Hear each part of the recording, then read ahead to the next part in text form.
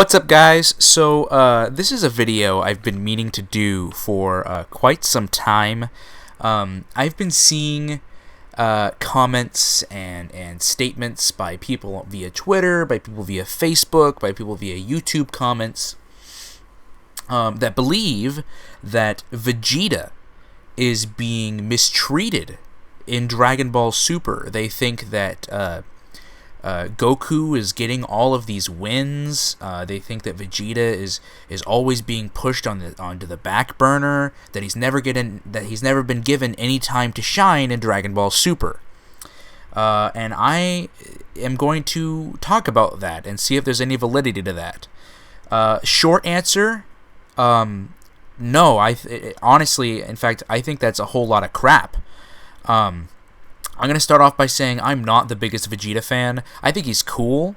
Vegeta is in no way a character who I think deserves any type of sympathy. If you look back on Dragon Ball Z, the majority of the reason why any of the arcs ever started was because Vegeta was just an idiot. The only reason why Frieza knew about the Dragon Balls was because Vegeta was an idiot and left his scouter on so that Frieza could overhear the entire conversation. He was also the one that allowed Frieza to transform into his second form. He was also the one who let Cell absorb 18 and transform. He was also the one who was selfish and had Babidi take control over him, fight Goku, was the sole reason Majin Buu was resurrected. That whole arc was Vegeta's fault. Yeah, I think he's kind of cool. I think he has some badass moments.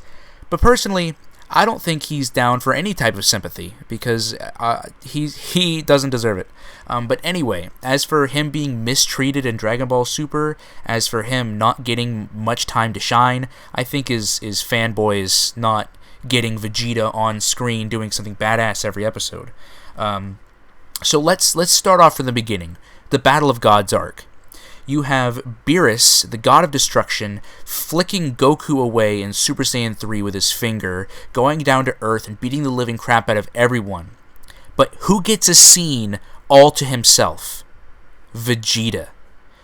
Beerus hits Bulma, pisses off Vegeta. Vegeta gets enraged, goes into Super Saiyan 2, becomes stronger than Goku was as a Super Saiyan 3. Is the first person to push Beerus to use 10% of his power. That's completely OP. That's completely ridiculous. Yeah, he didn't end up phasing Beerus at the end, but look at that. Look at that feat. That's incredible. Nobody's ever done that before. So, okay, let's fast forward. Resurrection F. The next arc. The very next arc. Because first of all, you have Vegeta end up going ahead of Goku 6 months before Goku. He's been training with Whis for, I believe that's how long it stated, 6 months. That's incredible. But Vegeta goes Super Saiyan Blue and is able to do everything now that Goku can. He's now a god just like Goku and everything like that. So here comes Golden Frieza.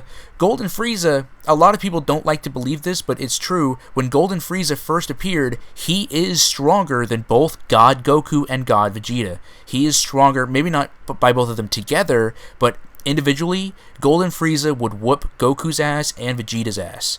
And Goku did get his ass beat throughout the most of the fight, but it's only because Golden Frieza didn't learn to master that form. He was weakening every second he was in that form. He was getting weaker and weaker and weaker. So yes, at first, he was way stronger than Goku and Vegeta, but ended up getting to the point where even Goku was absorbing his punches. But then Sorbet ended up shooting him with the laser, and he got down for the count. Here comes Vegeta. Gives Frieza the absolute ass beating that we've all wanted to see, especially from Vegeta. Even from me, a person who doesn't think Vegeta deserves a lot of sympathy, I thought that was cool that Vegeta was the one who got to beat the living absolute tar out of Frieza. No, he didn't get the kill, but, I mean, honestly, that doesn't really matter. Vegeta was the one who actually got to humiliate Frieza. Like, he beat him down to the point of him being on his knees in front of Vegeta, beneath him.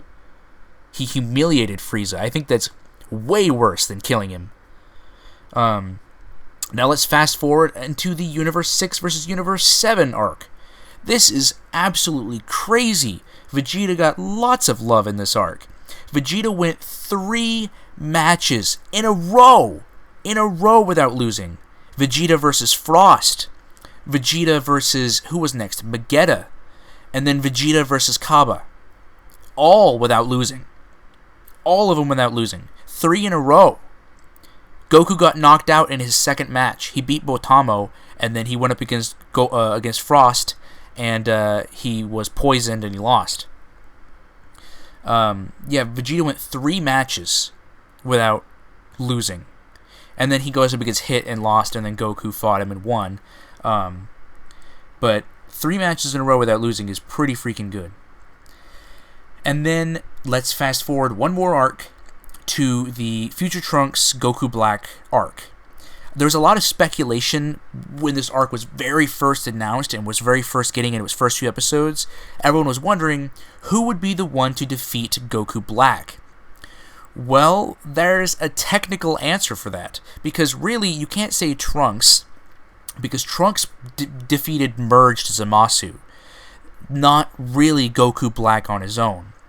But after coming back for the 3rd time to the future, and after Vegeta did some training, Vegeta went one-on-one with Goku Black, and this was the episode right before they fused, and Vegeta was the one who technically beat Goku Black. It was Vegeta who was the one who technically got that win before him and Zamasu fused and became merged Zamasu.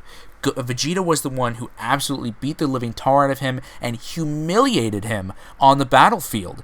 Even at the end when he lifts him up by his hair and stares at him right in the eye and only to headbutt him away. Like, it's absolutely crazy how much of a humiliation that Vegeta gives him.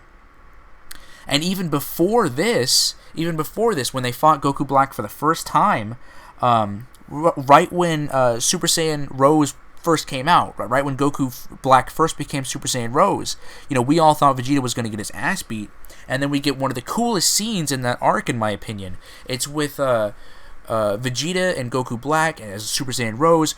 We all think he's going to end it with this one powerful punch, but then you just see at the corner of your eye, Vegeta catches it, and then you see him take a big, deep breath in and kicks him in the side by a barrage of punches, uppercuts him in the jaw. Yeah, it doesn't really faze Goku Black at all because he smiles and then stabs him in the gut, but still, epic scene. So honestly, I think when people say that Vegeta isn't really given any time to shine, or that Vegeta hasn't gotten any cool moments in Dragon Ball Super, is absolutely ridiculous. Like, Vegeta has gotten cool moments. I'd argue that because Goku's gotten cool moments too, but I'd argue that Vegeta's gotten even more cooler moments than Goku has. Because Goku's gotten some cooler moments, but I mean the moments that Vegeta's had were crazy ridiculous. Yeah, honestly, like, I get it. If you love Vegeta, that's totally cool. Like, I love Gohan. I would love to see Gohan do something, but he's a new person now. This is the person that he was always built up to be in the original. And he always wanted to be a scholar. Like, yes, there was a lot of foreshadow by people saying Gohan has this hidden strength, and he does, but that story arc was fully fulfilled by not only the Cell arc, but by the Buu Saga as well. That story arc was fully fulfilled. Yeah, Gohan, had that hidden power within him, and he had the potential to be super strong, but that's not what he wants to be. He wants to be a scholar. He wants to be a family man. And that's what he's become in Dragon Ball Super.